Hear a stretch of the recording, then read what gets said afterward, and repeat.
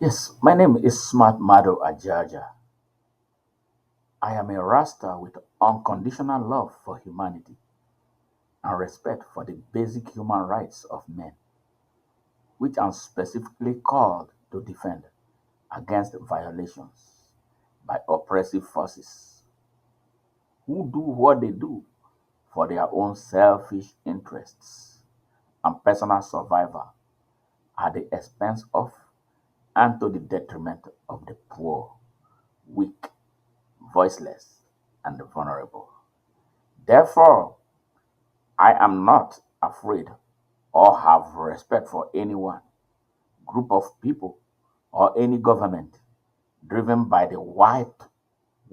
vices that they use as tools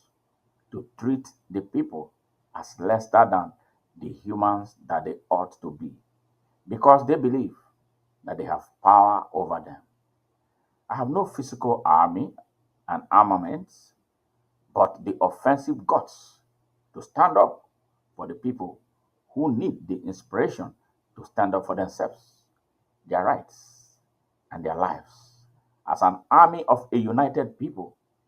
who must be free to live in peace and harmony with one another and not struggle in poverty, misery, and violence in the midst of their abundance, as is the case with Nigeria and the rest of Africa. My mission, therefore, is more spiritual than political, but is propelled by the compelling quest for socio-economic equality, justice, and freedom for all, which makes it most dangerous because it deeply and audaciously upsets the corrupt and the morally bankrupt status quo or system that works for only a few people connected by a deadly generational conspiracy scripted by some heinous rogues and criminals to keep their own people repressed and exploited using various antics, including but not limited to poverty, illiteracy, and divisive politics and rhetoric with roots in religion or and tribal and regional nationalism. I am not in any haste to be anything. I just want to honestly and organically without being transactional as our corrupt tradition demands, inspire a change of behavior and attitude among the repressed, oppressed, and the economically disenfranchised whopping majority of the people of Nigeria so they can open their eyes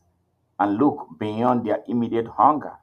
and other distractions that already exist and the new ones that are being are being placed in their way by their oppressors and exploiters, which actually constitute a thick iron veil in place to prevent them from recognizing them as the real enemies that they must fight and crush in defeat. This is why, even though we need money, we don't accept money from politicians and all those whose businesses involve exploiting the people in one way or another at Open Nigeria. The consciousness of the people of Nigeria as it stands today is dangerously tilted towards corruption and moral bankruptcy, and poverty, ignorance, disease and death, and hypocrisy and bigotry. No nation grows and develops and progresses and prospers in those directions without crashing into its catastrophic end. And sadly, that is the dangerous road Nigeria is traveling with an unprecedented speed. And unless her citizens change their course and become positively and patriotically conscious and responsible, Nigeria will crash to create an unprecedented human tragedy in Africa